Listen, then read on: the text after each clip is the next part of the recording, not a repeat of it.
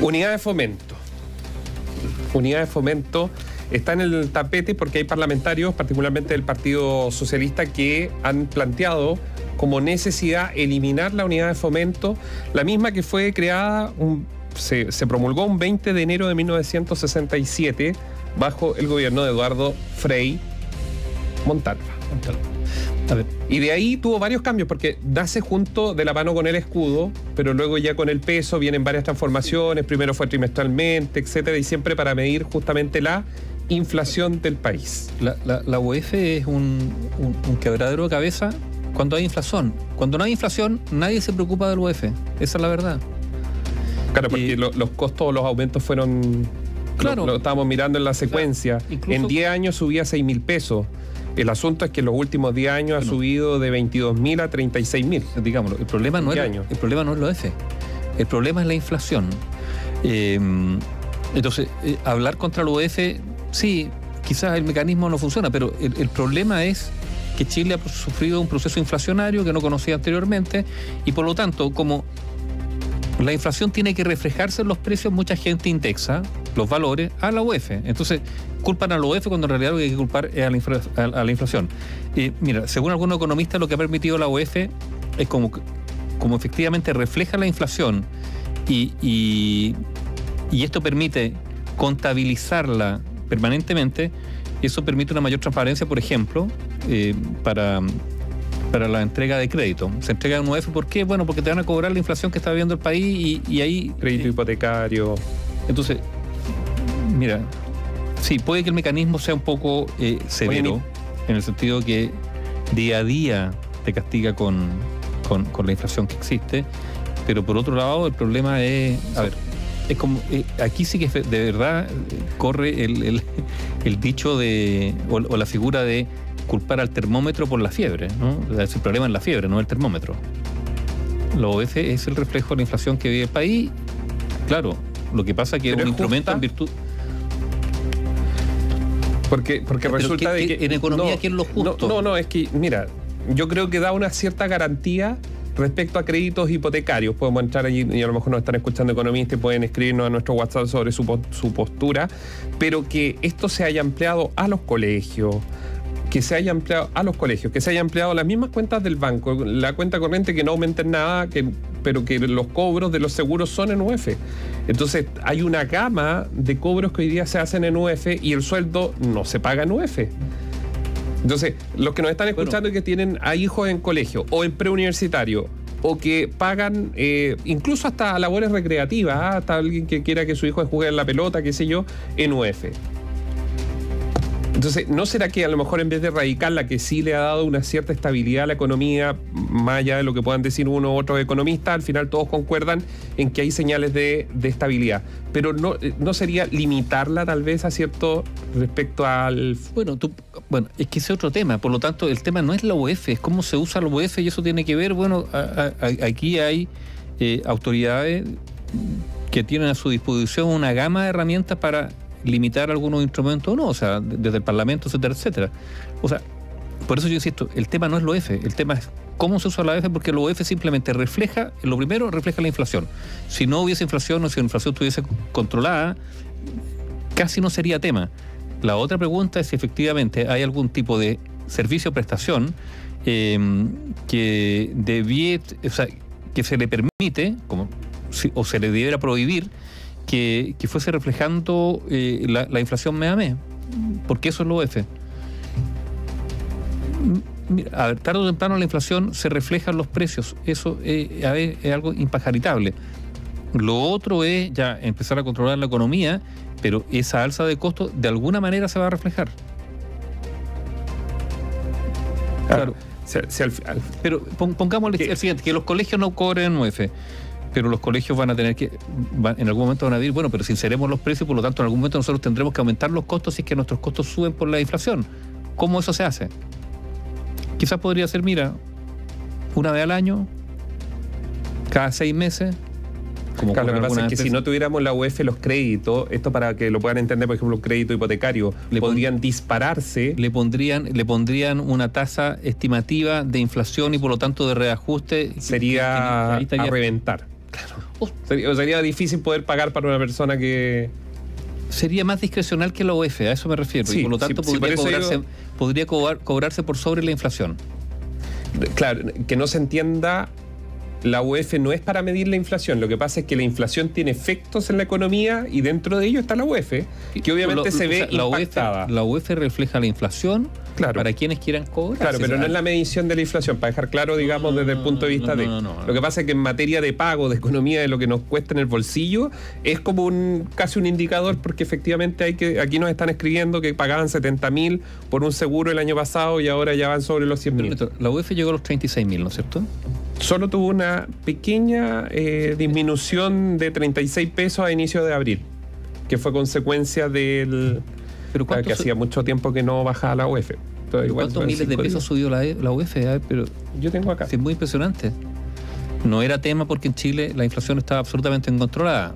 Con estallido y pandemia, como en todo el mundo, además con la pandemia se disparó. Y los efectos los estamos sintiendo ahora. Entre el 2012 al 2015 empieza a disparar la UEF y de ahí ya no volvió nunca más para atrás. O sea, el 2019, para la crisis del 2019 ya estaba en 28.309, 2020 cerró en 29.070, el 2021 salta a 30.991 y el 2022 cerró en 35.110. Pero mira el salto. Por eso. Y ahora estamos en 36.000 y seguramente fin de año... 5 pesos, algo así. Bueno, yo insisto en esto. El problema ha sido la inflación, que tiene efectos internacionales, por supuesto. Hay algunos impulsos o razones locales también.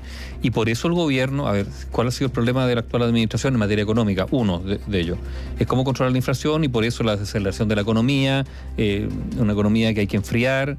El efecto ha sido una baja en la inversión y todo lo que sabemos, ¿no es cierto? Entonces es un equilibrio que está tratando de establecer el Ministerio de Hacienda, ya. Entonces algunos dicen, mira, ¿la inflación se está controlando? Probablemente sí. Sí, el problema es que el pago de las colegiaturas, por ejemplo, versus la UEF, no tiene la misma... Porque la inflación se controla reduciendo la actividad económica.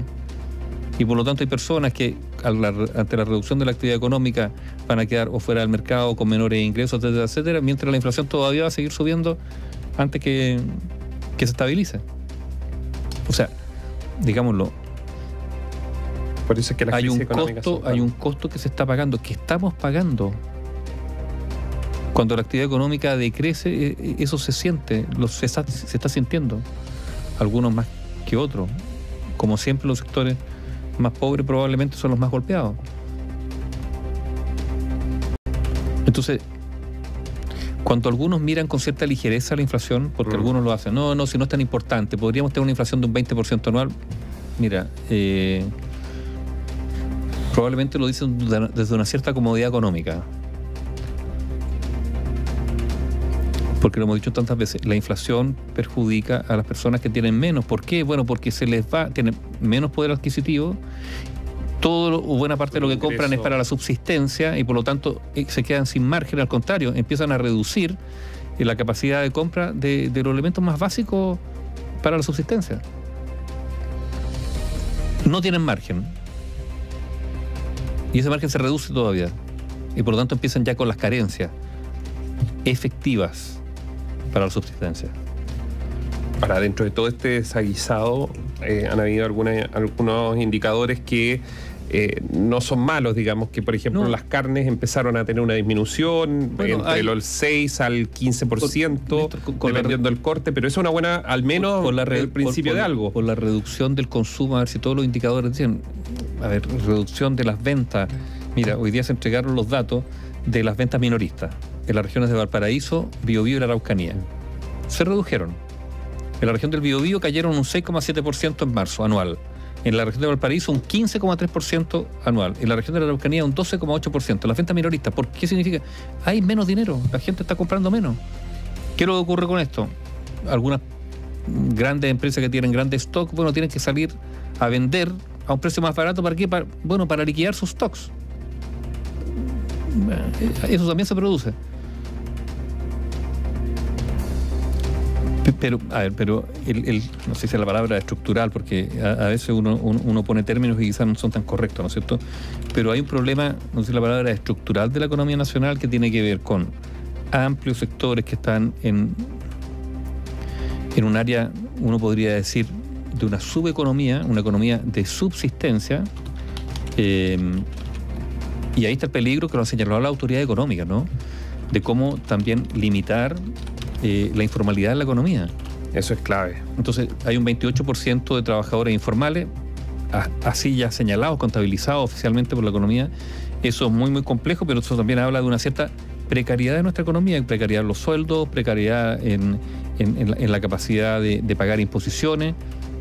Entonces, claro, si la economía se empieza a debilitar, hay un incentivo para que algunas personas entren al mercado informal. El problema es que en el mercado informal se aporta menos a la economía y puede además estar sujeto a abusos, porque no hay control, no hay contrato, la precariedad se extiende y volvemos a poner nuevamente el punto. Y quienes más lo sufren son las personas más pobres, po.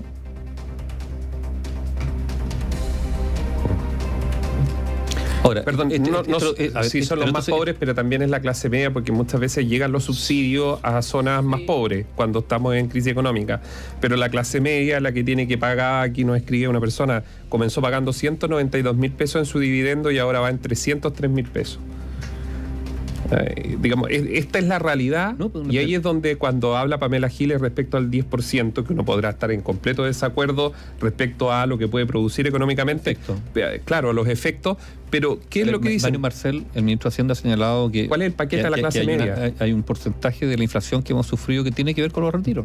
Por supuesto, pero voy al discurso, el discurso del contenido. ¿Qué se hace con la clase media? Que paga en UF los dividendos. No estamos hablando ni de mansiones, ni de grandes departamentos, ni grandes casas. Están pagando sus dividendos que con mucho esfuerzo compraron, incluso algunos de ellos con subsidio, obviamente, del Estado. ¿Qué se hace? Que si pueden, tienen a su hijo o lo tienen en un colegio particular subvencionado, pagando en UF también el preuniversitario para ver que le vaya bien y pueda llegar a la universidad. Reforzar ese conocimiento. Es bien jodido el asunto en cuanto a la ecuación. Pero es muy complicado porque, yo insisto, la UF es el reflejo de una situación previa, que es la situación de la inflación. Entonces, claro, o sea, eliminar el instrumento, pero sin darse cuenta que ese instrumento lo que está midiendo es la inflación y que el problema es la inflación. Ahora, lo hemos dicho muchas veces acá también, nosotros tenemos una economía muy desbalanceada, donde hay amplios sectores.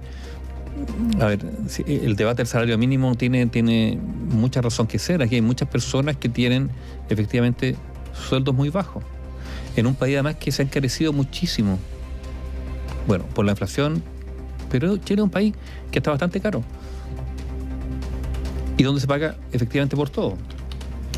Ahora, que hay aportes del Estado, sí, hay muchas personas que reciben aportes del Estado, pero eso también tiene un límite, en el sentido de que si no hay un cierto dinamismo mínimo en la economía, no es mucho lo que se pueda lo que se pueda rescatar.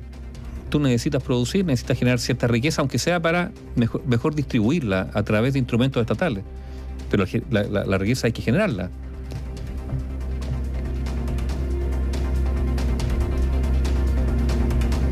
Y hay que aumentar la productividad también. Bueno, todo eso, claro, eso es riqueza. Forma parte de la misma, claro, de la misma ecuación. Y solo para finalizar respecto, que va un poco de lo mismo, que tiene que ver con tiene que ver con el orden, desde el punto de vista de la estructura. Hoy día nos escribían auditores, de hecho llamó también una auditora de Estación Central, cómo los comerciantes ambulantes siguen reinando en las calles. Y esto... Ahí tienes informalidad. Informalidad en todas porque informalidad tributaria, porque no pagan por lo que venden, informalidad porque el que está trabajando ahí recibe en negro un pago. Que obviamente ni siquiera es el mínimo. Que ni siquiera es el mínimo. Y ¿cuál es la reflexión? La reflexión que hacía era, mire, en la comuna de Estación Central, ella era de ahí esta auditora, María Elena. En la comuna de Estación Central, la falta de fiscalización tanto del municipio como de las autoridades policiales, particularmente carabineros. Autos se estacionan por donde quieren. hay tacos producto de que nadie respeta las condiciones de tránsito, separan los taxis, los Uber, lo que sea, en cualquier lugar, y no hay nadie que partee. Ella lo único, ¿sabe por qué llamaba? Porque le pedía encarecidamente al municipio que hagan la labor de cursar las multas a todo quien no respeta las ordenanzas que son la base o el principio para poder convivir. Autos que se suben a las veredas, autos que se estacionan por donde quieren, bajan los productos incluso delante de las casas de quienes vienen a Estación Central y se los reparten a venezolanos, haitianos, comida. O sea, un nivel de desorden. Y lo que decía esta auditora, ella que vive ahí, un barrio antiguo, como una Estación Central, el nivel de desorden al cual se ha llegado, y es solo por la falta de fiscalización, de multar, que duela el bolsillo a quienes no respetan las reglas. Sí, pero Néstor, pero también, a ver, sí, pero aquí también hay una realidad que es muchísima gente que, insisto, que está, a ver, al margen de la economía. Y no son solo migrantes, ¿eh? Hay muchos chilenos que están en la subsistencia. Ahora, ahí tú tienes que desbaratar las redes que profitan además de esas personas que están en situación muy, muy compleja y que los contratan por nada y que en el fondo casi son, muchas veces sometidos a un abuso laboral. Pero hay una realidad grande, no quiero decir creciente, pero grande, de personas que están en una economía informal absolutamente hace mucho, mucho tiempo. Ya, pero ¿cómo empezamos a una desescalada de lo que se está viviendo? Si los vecinos están atrapados entre autos, una cosa al orden público, efectivamente. Yo creo que está una todo cosa cruzado. son las redes mafiosas que se aprovechan de esa situación, pero también hay que preocuparse de quienes están en esa situación que por un lado tienen una incapacidad de generar recursos propios y que por lo tanto se ven tentados de ser víctimas muchas veces también de estas redes que lo utilizan como peones para vender en las calles. No estoy hablando de quienes son los dueños de ese comercio ilegal, ilícito, muchas veces incluso hasta de contrabando, que son, digamos, no sé si la palabra es millonario, pero que sí generan muchísimos ingresos. Pero hay una realidad social que está ahí entre medio, que a veces se invisibiliza, porque a muchos les conviene invisibilizarla. Pero lo que dice esta vecina que llamaba, ¿no será que una parte podría ser el inicio de algo que se podría llegar, que es la fiscalización? Porque claro, echaron a los toldos azules, bien, pero resulta que 2 cuadras más allá se instalaron igual. Ese orden público, pero sí, a ver, hay que hacer cumplir el orden público, pero ese orden público va a ser difícil de mantener si tú tampoco te preocupas del tema de fondo, que tiene que ver con que hay muchas personas que no es que opten por la precariedad, no les queda otra que la precariedad. Sí, el problema es que otros pagan. Bueno, aquí hubo muchas políticas que permitieron eso.